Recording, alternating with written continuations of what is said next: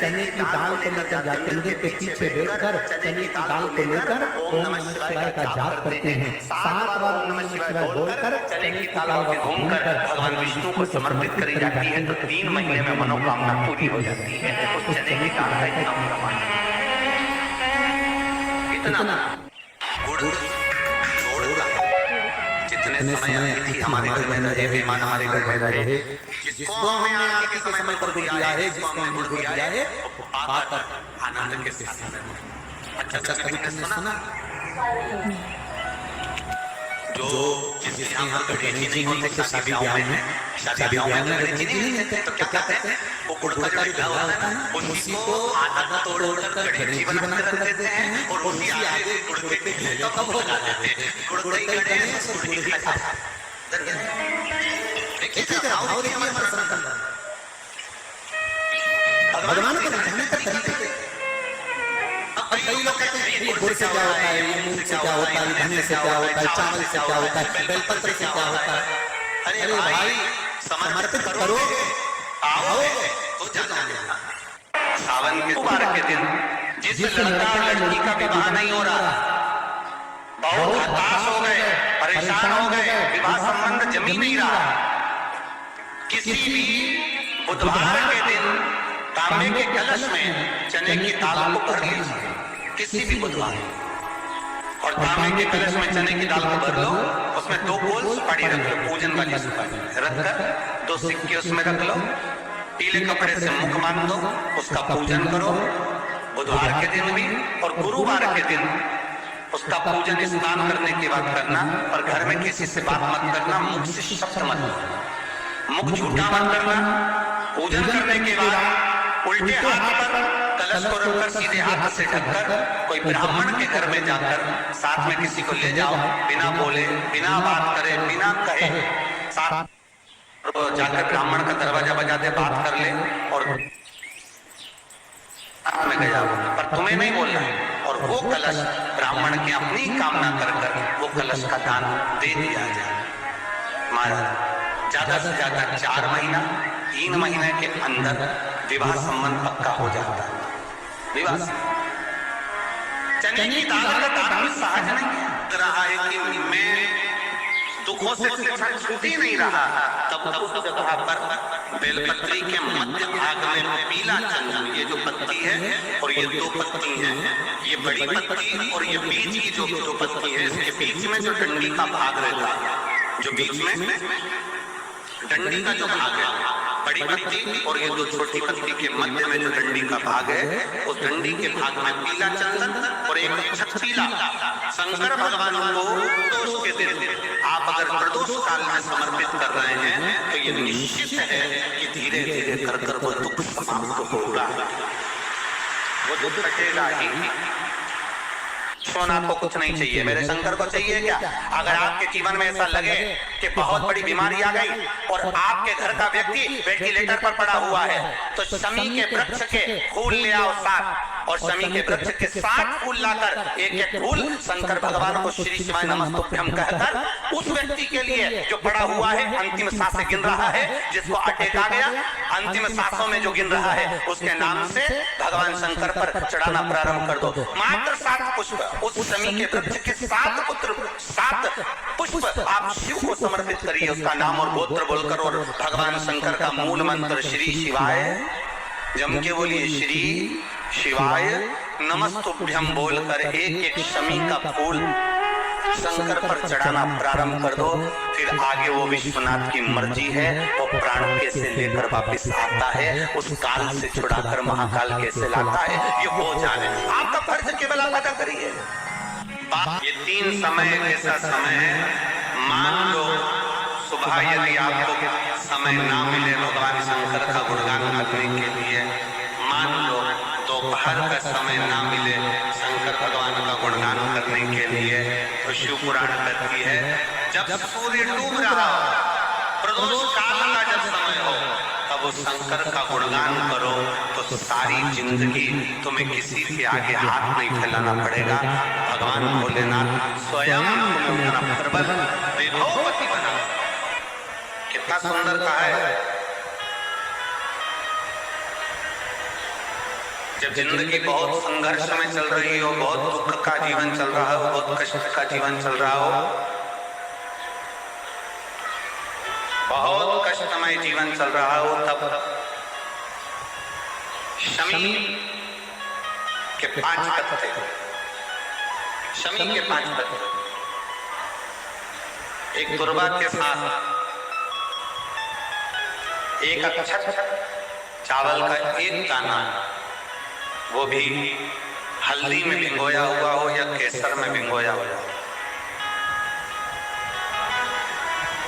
शमी पत्र 5, एक दुर्वा, एक चावल का दाना, जो दिल से हृदय से बेलपत्री के वृक्ष के नीचे पार्थिव लिंग का निर्माण कर मट्टी का शिवलिंग बनाकर प्रदोष काल में, मतलब शाम के समय पर शिवलिंग बनाकर उस पे जल चढ़ाकर, जो ये 5 शमी का पत्र, एक दुर्वा और एक चावल का दाना, अपनी कामना कर कर जो दुख चल रहा है बाबा से विनय कर कर एक एक पत्ता जब समर्पित कर दे, फिर एक दुर्वा समर्पित कर दे, फिर एक चावल का दाना समर्पित कर दे और बाबा का वहीं पर पुनः विसर्जन कर दे, 3 महीना तो जाने दो, 15 दिन के अंदर वो दुख कटता जरूर है, चाहे कोई भी दुख,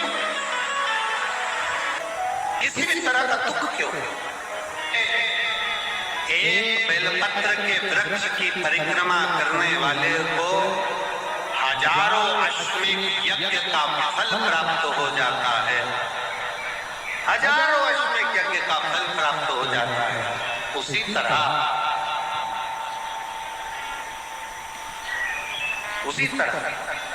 एक पार्थिव लिंग का निर्माण करने वाले को, मिट्टी का शिवलिंग का निर्माण कर पूजन करने वालों को 12 ज्योतिर्लिंग के शिवलिंग के दर्शन का पुण्य फल। जब श्री बद्रीनाथ भगवान विश्राम करते हैं, पट जब बंद होते हैं, तो मेरे नारायण के हृदय से बाहर जो लक्ष्मी जी का मंदिर है, वहां से लक्ष्मी जी को लाकर हृदय से लगाया जाता है और भगवान को एक कमल पूरा घी में उसको लपेट कर, पूरे घृत में उसको लगाकर, गौ माता के घृत में उसको लगाकर नारायण को भगवान शिव का स्मरण कर कर लपेटा जाता है। भगवान नारायण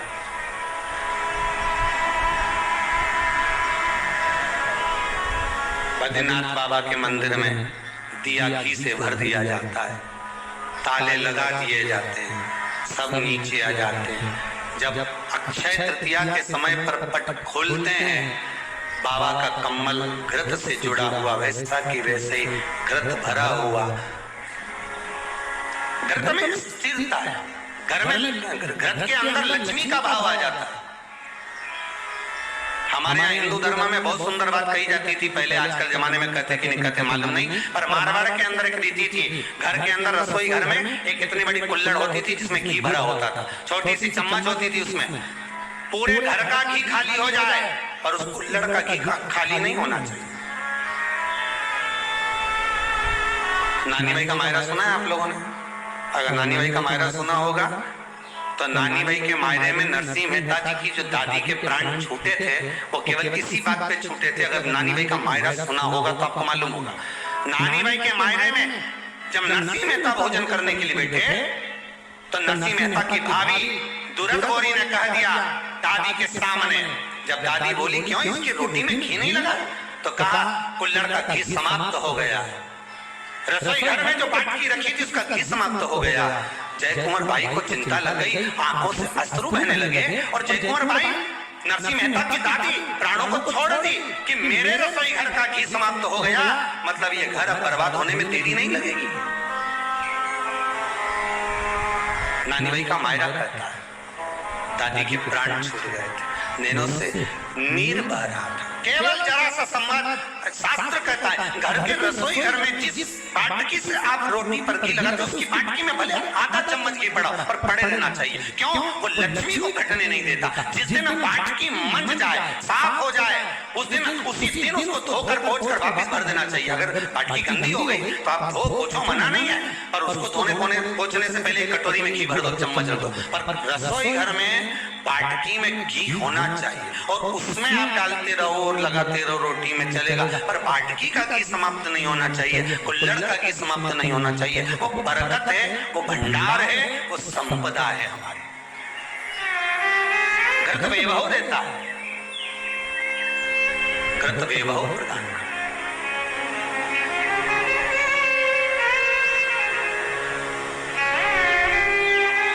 घर का वैभवता देता है।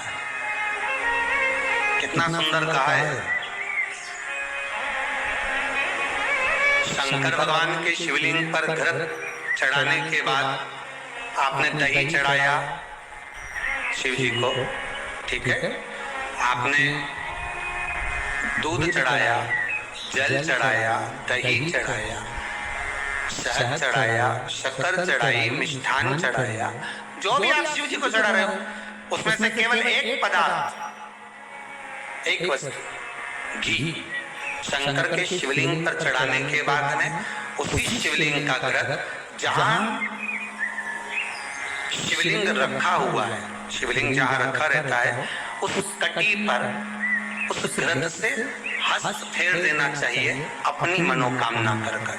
जो अभिषेक आपने किया है वो अभिषेक का फल भगवान भोलेनाथ कुछ ही दिन में प्रदान कर देते हैं। मात्र उंगली फेर देने पर, घृत पात्र की उंगली, घृत का जो आप अभिषेक कर रहे हो, जल चढ़ा रहे हो, दूध चढ़ा रहे हो, आप पंचामृत सामग्री समर्पित कर रहे हो, आप दुनिया की सारी वस्तु भगवान को दे रहे हो, तो घी चढ़ाते समय जब घी चढ़ जाए, शंकर के शिवलिंग पर घी चढ़ गया, उसकी एक उंगली लेकर शिव मंदिर में जहाँ शंकर जी पिंडी पर बैठे हैं उस जलाधारी पर जो शिवलिंग रखा हुआ है उसके चारों तरफ उस घृत को लगा देना चाहिए अपनी कामना कर कर।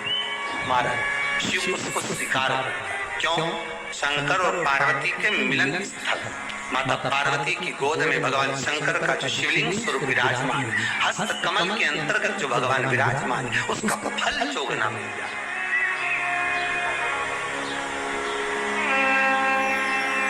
शक्तिपीठ नाम सुना है? अरे बोलो तो, जितने लोग कथा सुन रहे शक्तिपीठ नाम सुना है? शक्तिपीठ का मतलब क्या होता है? जहां पर माता सती के अंग के टुकड़े होकर गिर पड़े और शक्तिपीठ के रूप में निर्मित हो गए। तो जितनी भी शक्तिपीठ होती है उन शक्तिपीठ में आप लड्डू चढ़ाएं, पेड़ा चढ़ाएं, वस्त्र चढ़ाएं, आभूषण चढ़ाएं, सोना चढ़ाएं, चांदी चढ़ाएं, मुद्रा चढ़ाएं, आपकी मर्जी पड़े करोड़ों रुपए चढ़ाएं, मना नहीं है।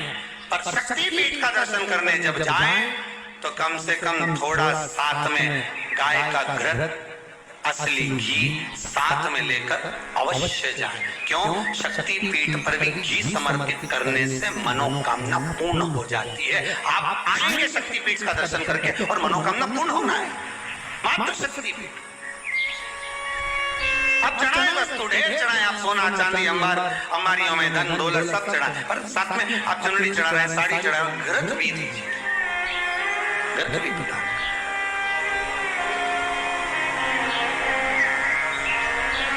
घृत का दान धर्म पत्नी से संतान औलाद नहीं, बड़े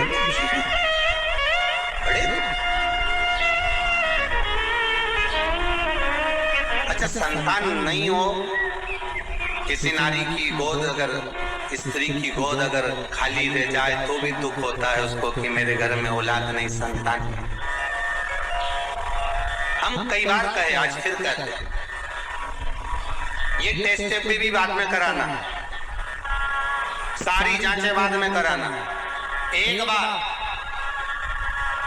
बार शंकर का भजन कर देगा, सब जगह से अगर हार जाओ और सारे रिपोर्ट आपकी आपने सब तो दिखा ली, तो एक बार शंकर पर भरोसा कर तुम रुका जी का नाम लेकर सफेद आंकड़े की जड़ को शिवजी पे से रजस्वला धर्म के 7वें दिन 21 बार घुमा लो, नाम गोत्र बोलकर कमर में लाल धागे में बांध लो, पीपल के पत्ते शिव जी को चढ़ाओ, उठा कर लाओ, उस एक पत्ते को रात्रि को गाय के दूध में उकालो और उस दूध को दोनों पति पत्नी पियो, साथ रहिए। समय आएगा, बाबा चाहेगा तो 3 या 4 महीने में गर्भ ढेर ही जाए। सारे डॉक्टरों को दिखा लिया अपनी जगह, टेस्ट भी करवा लिया अपनी जगह, पर एक बार प्रयोग, और वो विश्वास रखकर करना पड़ेगा। शंकर पर जो भी कार्य कर रहे हो आप, जो उपाय कर रहे हो आप, शिव का स्मरण कर, भगवान पर अगर विश्वास रखोगे, भरोसो दृढ़ ही न चरणन कह रो, श्री वल्लभ नक्षत्र छठा बिन सब जगह माही अंधेरो। अगर भरोसा है तो शंकर है, और भरोसा नहीं तो शिव कहां से? विश्वास लेकर अगर आए हो तो काम तो होगा। ये लोग काशी से आए हुए हैं, विश्वास लेकर ही तो आए होंगे कि हम जाएंगे शंकर की कथा में तो बाबा कृपा जरूर करेगा। कई लोग यहाँ पर बैठे हुए हैं जो आज विश्वास लेकर आए हुए हैं, दूर दूर से आए हुए हैं, केवल विश्वास लेकर कि भगवान कृपा करेगा किसी न किसी रूप में, मुझे विश्वास है कि बाबा मेरी सुनेगा। और फिर कहता हूँ, कथा में अगर आपने मन लगा लिया, भले टीवी चैनल के माध्यम से श्रवण कर रहे हो, भले मोबाइल के माध्यम से श्रवण कर रहे हो, भले पंडाल में सुन रहे हो, बाबा से अगर दिल से आपने अगर कह दिया तो 3 महीना बहुत होता है सब कामना पूरी होने के लिए। मेरा बाबा आपको कुछ न कुछ दे ही देता है, बस आपकी रुचि के अनुसार सब प्रदान करेगी। आप उस पर विश्वास, भरोसा, भटकना नहीं है हमको। जिस नारी का रजोधर्म के अंतर्गत नारी को जो परेशानियां होती हैं, कोई के 8 दिन पहले, 4 दिन पहले, 3 दिन पहले कहीं ना कहीं रजोधर्म के अंतर्गत जो बीमारियां होती हैं, उसके लिए महाराज 7 चने की दाल के दाने तुलसी महारानी के सामने कटोरी में रखकर तुलसी के 3 पत्ते उसमें डालकर अपनी मनोकामना कर तुलसी में 3 बार जल छोड़कर वो तुलसी और वो चने की दाल ले जाएं और उसको धीरे धीरे कर एक कर सुबह शाम दोपहर में उसको खा लीजिए। रजोधर्म से जुड़ी हुई परेशानी समाप्त। कोई सहज नहीं है हमारा। चने की दाल को स्वर्ण दान का भी भाव कहा गया। हमारे हिंदू धर्म में चने की दाल को स्वर्ण दान भी करते हैं। जो व्यक्ति स्वर्ण दान नहीं कर पाता वो चने की दाल का दान कर देता, तो स्वर्ण दान के बराबर मानने वाला। 3 निवेदन करा, चने की दाल का वर्णन फिर किया गया। मान लो कोई प्लाट है, कोई प्रॉपर्टी है, कोई जमीन है, कोई जायदाद और नहीं बिक रही, बहुत परेशान हो गए, लाखों करोड़ों रुपए तुम्हारे डूब गए और ये प्रॉपर्टी बिके, तब तुम उबरो, तो उसके लिए चने की दाल को एक रात्रि पहले रविवार के दिन घर में गला लीजिए और उसको गलाकर दूसरे दिन उसमें थोड़ा सा चंदन मिलाकर पीस लीजिए। पर पीसना आपको मिक्सर में नहीं है, पीसना आपको सिलबट्टे पर, चकोटी पर जो आपके यहाँ उससे उसको पीस लीजिए। और पीसने के बाद उसमें थोड़ा सा दूध मिलाकर शिव मंदिर में जाकर शंकर भगवान के शिवलिंग का सोमवार के दिन लेपन करिए। लेपन कर अपनी कामना कर शिवलिंग पर 3 उंगलियां लगा लीजिए। अपनी कामना कर जो 3 उंगलियां आपने लगाई है, उंगली हटाते समय चंदन के लेपन को जो लगाया आपने, चने की दाल का लेपन, स्वर्ण का लेपन, उसको हम कहते हैं स्वर्ण लेपन, उसको लेकर आ जाइए। उसको थोड़ा सा लेकर आ जाओ, एक किसी भी फूल में उसको लगाकर जो जमीन, जो प्रॉपर्टी, जो जगह बेचना है वहां पटक दीजिए महाराज। उसके ग्राहक आना चालू हो जाएंगे और वो प्रॉपर्टी शीघ्र बिक जाएगी। आपकी कामना के अनुसार कि कितने में आपको बेचना, अपने अनुसार। महाराज चने की दाल स्वर्ण दान के बराबर है। चने की दाल को सहज नहीं समझा जाता, गुरु भक्ति के लिए बहुत मूल्य है। माताएं कई बार पीले गुरुवार करती हैं या केले के पेड़ के नीचे पूजन करती है तो चने दाल समर्पित करती। क्यों करती? उसका भाव है स्वर्ण दान करती, मनवांचित फल की प्राप्ति के,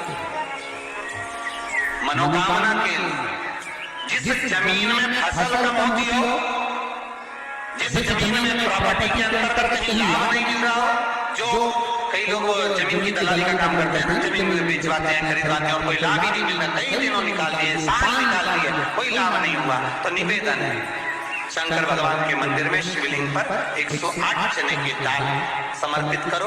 उस 108 चने की दाल को प्रदोष के दिन शाम के समय समर्पित कर उस दाल को उठाकर लिया, जेब में पीले रुमाल के साथ उसको बांध कर रख लो। किसी प्रॉपर्टी का सौदा कराने जाओ, उसको आप पटक कर लेकर जाओ, आपके लाभ होना चालू, सौदे होने चालू, आपको कमीशन मिलना चालू। बद्रीनाथ में अगर 41 दाने चने की दाल के पीले कपड़े में बांध कर जो शंकर भगवान के 41 बार नाम लेकर बद्रिकाश्रम को चढ़ाता है, आज भी उसकी मनोकामना पूरी हो जाती है। इसलिए बद्री नारायण में चने की दाल चढ़ती है।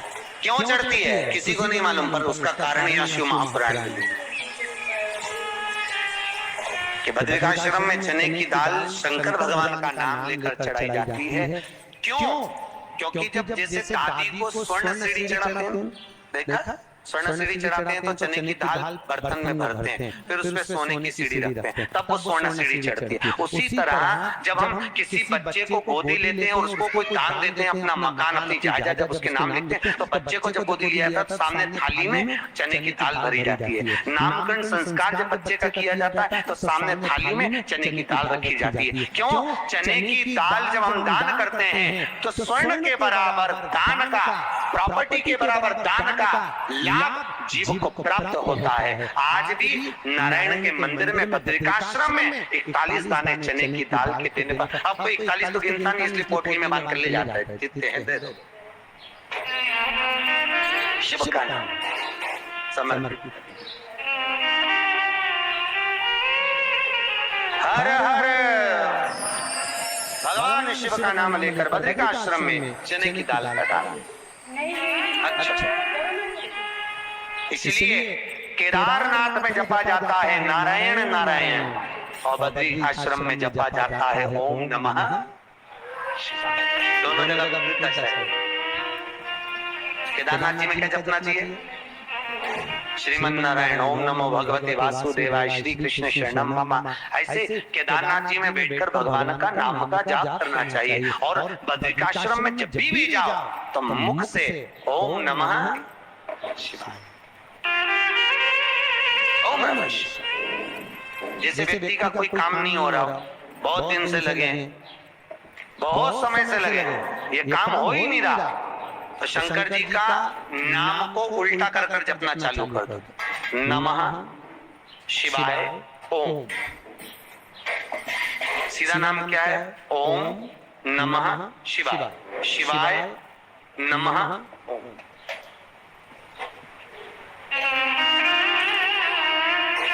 जब उल्टा नाम व्यक्ति जपना चालू कर देता है, जिस बच्चे के, बच्ची का, जिसका भी विवाह नहीं हो रहा हो, कोई काम नहीं हो रहा हो, कोई सीए की पढ़ाई कर रहा है, एग्जाम में निकल ही नहीं रहा, 3-3, 4-4 बार बैठ गया, पास ही नहीं हो रहा, उस बच्चे को बोल दो बस सुबह उठते से ही शिवाय नमः ओम बोलना चालू कर दे, एक ही बार में सिया पास ले। जॉब नहीं लग रहा, जब उल्टा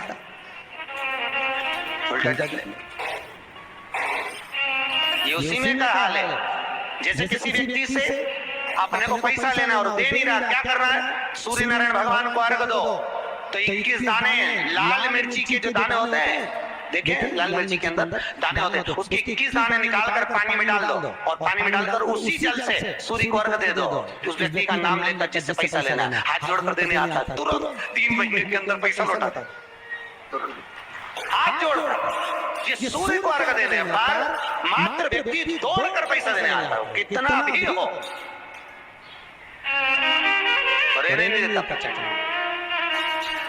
शिव के सिवा दुनिया में कोई दानी नहीं, शंकर जैसा कोई दानी नहीं हो सकता। स्वयं कैलाश पर रहता है और दुनिया को लखपति, करोड़पति, आनंदपति बनाकर भेज देता है।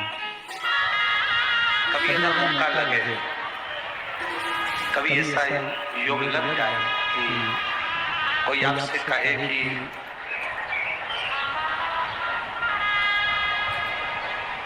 आपके शरीर में बहुत भारी कोई रोग हो गया, और बड़ा, बहुत बड़ा, बहुत, और शरीर में बहुत बड़ा रोग हो गया हो और वो रोग समाप्त नहीं हो, वो रोग समाप्ति की ओर जा ही नहीं, रोग समाप्त हो ही नहीं रहा। तो एकांची नारियल लीजिए, श्रीफल नारियल देखा है सब लोगों ने? श्रीफल जो होता है, नारियल जो होता है, कांची नारियल। एकांची नारियल से मतलब है कि नारियल में जो जटा होती है वो जटा के स्थान पर 3 नेत्र होते हैं। किसी किसी नारियल में 2 नेत्र होते हैं, किसी में 3 नेत्र होते हैं, किसी में 2 नेत्र होते हैं, किसी में 3 नेत्र होते हैं।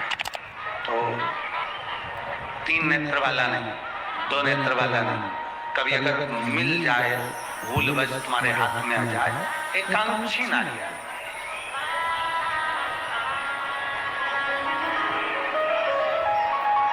एक नेत्र वाला।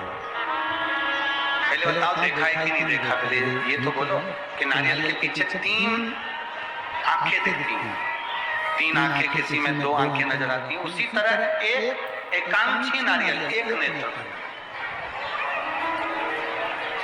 कभी अगर मौका लगे और अगर रोग बड़ी बढ़ रहा है, घट नहीं रहा, तकलीफ बड़ी बढ़ रही है, घट नहीं रही, सारे इलाज करवा लिए, सारी दवाइयां ले ली, सारी जांचें करवा ली, सारे डॉक्टरों को दिखा लिया, उसके बाद भी अगर आराम नहीं लग रहा है तो एकांची और उस एकांची नारियल के साथ में 7 दुर्वा, 7 बेलपत्र, 7 दुर्वा, 7 बेलपत्र, 7 पीले कनेर के पुष्प हाथ में लेकर, जो व्यक्ति बहुत ज्यादा बीमारी अवस्था में है और दवाइयां भी अगर लॉक नहीं कर रही हैं, डॉक्टर की दवाइयां खाते रहो, दिखाते रहो, उसके साथ में वो एकांची नारियल जिसकी एक आंख, 7 दुर्वा, 7 बेलपत्र, 7 पीले कनेर के पुष्प हाथ में लेकर श्री शिवाय नमस्तुभ्यम कहते हुए हाटकेश्वर महादेव का नाम लेकर। कौन से महादेव? हाटकेश्वर महादेव।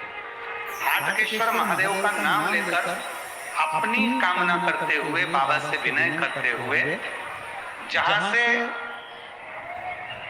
श्री शिवाय नमस्तुभ्यम, श्री शिवाय नमस्तुभ्यम, श्री शिवाय नमस्तुभ्यम, श्री शिवाय नमस्तुभ्यम, श्री शिवाय नमस्तुभ्यम, श्री शिवाय नमस्तुभ्यम, श्री शिवाय नमस्तुभ्यम, श्री शिवाय नमस्तुभ्यम, श्री शिवाय नमस्तुभ्यम। ओम नमः शिवाय, ओम नमः शिवाय, ओम नमः शिवाय, ओम नमः शिवाय, ओम नमः शिवाय, ओम नमः शिवाय, ओम नमः शिवाय, ओम नमः शिवाय, ओम नमः शिवाय, ओम नमः शिवाय, ओम नमः शिवाय। हर हर महादेव, हर हर महादेव, हर हर महादेव, हर हर महादेव, हर हर महादेव। श्री शिवाय नमस्तुभ्यम, श्री शिवाय नमस्तुभ्यम, श्री शिवाय नमस्तुभ्यम, श्री शिवाय नमस्तुभ्यम, श्री शिवाय नमस्तुभ्यम, श्री शिवाय नमस्तुभ्यम, श्री शिवाय नमस्तुभ्यम, श्री शिवाय नमस्तुभ्यम, श्री शिवाय नमस्तुभ्यम। वीडियो अच्छा लगे तो वीडियो को लाइक, सब्सक्राइब, कमेंट करना मत भूलें। ज़्यादा से ज़्यादा शेयर करें, लाइक करें, सब्सक्राइब करें। सभी माताओं बहनों से यही रिक्वेस्ट करती हूँ कि प्लीज़ आप लोग मुझे फुल सपोर्ट कीजिए और वीडियो को पूरा वॉच कीजिए। सभी से